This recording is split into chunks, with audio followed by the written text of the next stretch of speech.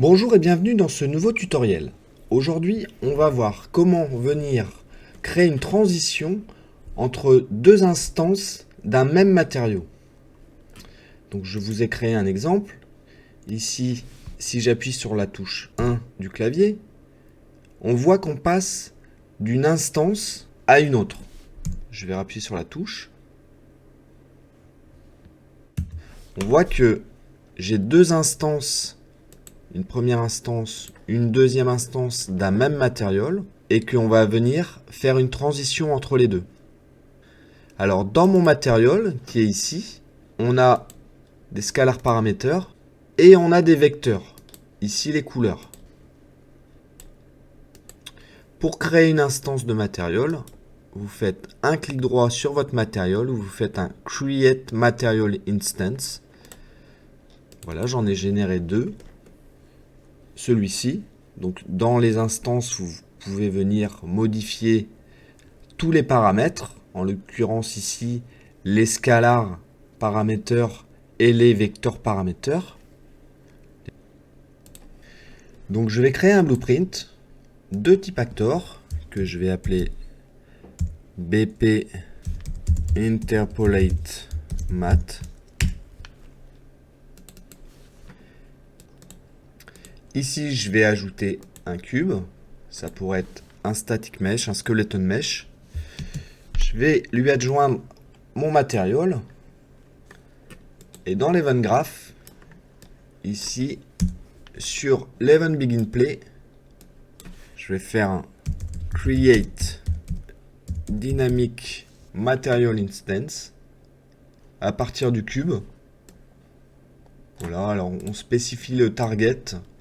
Je ne suis pas sûr qu'on soit obligé de le faire. On pourrait le faire directement create dynamic sans spécifier le target, uniquement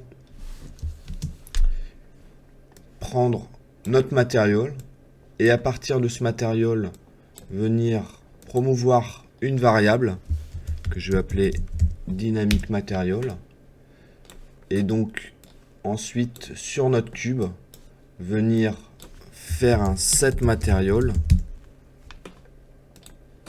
pour appliquer cette variable. Donc dans un premier temps sur l'event begin play ici, je crée un matériau dynamique. Donc je vais créer un raccourci sur la touche 1 du clavier toujours. Je vais faire un flip-flop pour passer de l'instance 1 à l'instance 2. Et là, je vais utiliser un autre qui est nouveau donc dans Unreal 5 qui s'appelle Interpolate Material Instance Parameter. Alors attention, là ici, il est masqué. Il faut décocher la case contexte sensitive. Et comme je vous le disais, on va passer de cette instance à celle-ci.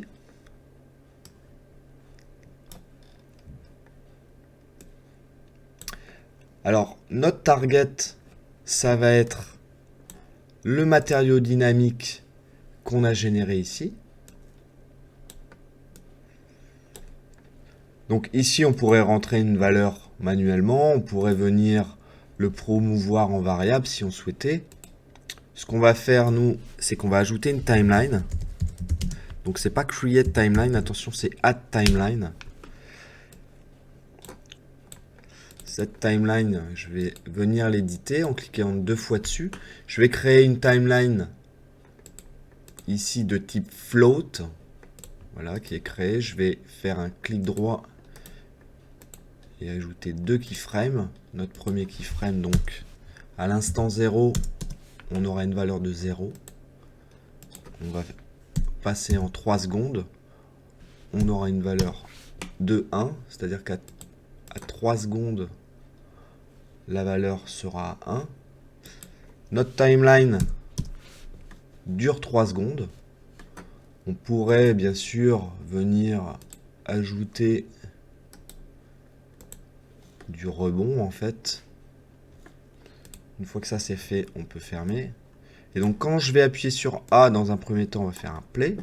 Quand j'appuierai sur B, on fera un reverse. On aurait pu venir partir du play from start et faire un reverse from start. Moi je vais le laisser comme ça pour l'interrompre en cours de route si je veux. Et ici, donc les valeurs qui seront envoyées par la timeline, on va les connecter sur l'alpha. Je compile. Ici, moi, quand je compile, je sauve en même temps. Et on va venir placer notre cube ici sur le viewport dans notre scène. Je vais faire un play. Et quand j'appuie sur la touche 1, alors on voit que c'est mon premier exemple qui a pris la main. Et que ça ne joue pas sur ici. Ça pour deux choses. La première, et on le fait à chaque fois, c'est que dans les inputs, il faut bien spécifier player 0. Là, peut-être que c'est notre deuxième qui va prendre la main. Oui, voilà, c'est notre deuxième qui prend la main. Donc on voit bien qu'en 3 secondes, on passe de l'instance 1 à l'instance 2. Si vous souhaitez que les deux blueprints jouent en même temps, donc il faut aller ici et décocher le consume input. C'est-à-dire que je vais faire la même chose ici. Je vais ouvrir le blueprint d'exemple que j'avais fait. Ah mais j'avais décoché le consume input déjà. Donc là, si j'appuie sur 1, on voit que sur mes deux blueprints, on a un passage de la première instance à la seconde. Alors par contre, plutôt que d'avoir le matériau d'origine ici, on pourrait venir lui spécifier qu'on partira de notre première instance de cette manière. Quand on fait le play, alors intéressant, c'est que ici j'ai spécifié que c'était mon matériau d'origine. Ce qu'on peut faire, c'est venir prendre le cube, faire un get material et venir le connecter. Comme ça, il va utiliser notre instance pour générer son matériau dynamique. Voilà, on voit que quand on a fait le play, il était tout de suite sur la bonne instance.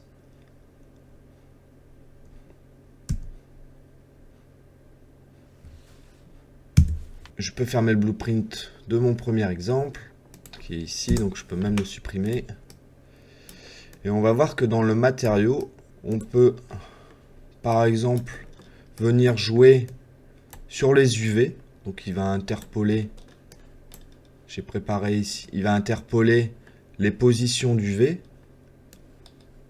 Donc je vais venir le connecter ici et ici. Je vais appliquer. Dans mes instances, ma première instance, je vais décaler mon UV. Je vais le décaler de 1. Et dans ma deuxième instance, je vais la laisser sans toucher à mes UV. Et on va voir que quand j'appuie sur 1, on a un décalage de l'UV. On pourrait également venir lui dire ici qu'on va décaler l'UV également en vertical.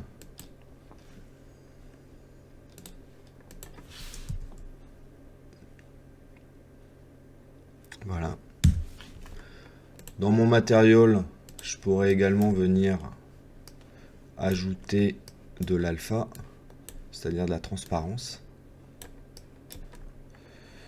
Donc on passerait ici le matériel non plus en opaque mais en translucent.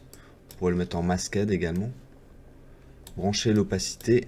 Donc là c'est tout simple, hein. J'ai changé l'opacité à partir de mon bruit. Ici on va aller venir raccorder. Alors je vais vous montrer un truc qui est pas mal que j'ai découvert dernièrement, qui est en fait le reroute. Voilà, le add named reroute declaration node. Pardon pour mon accent anglais. Je vais le nommer reroute UV. Et là, je vais aller chercher mon reroute UV. Et celui-ci, je vais le placer là.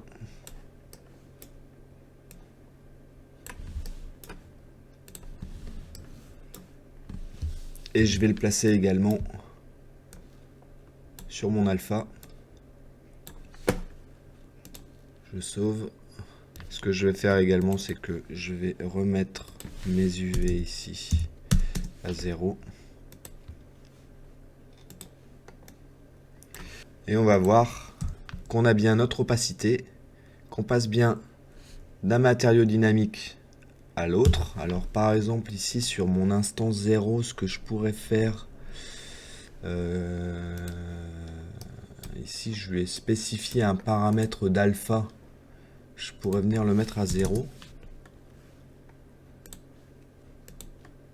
Donc je vais inverser.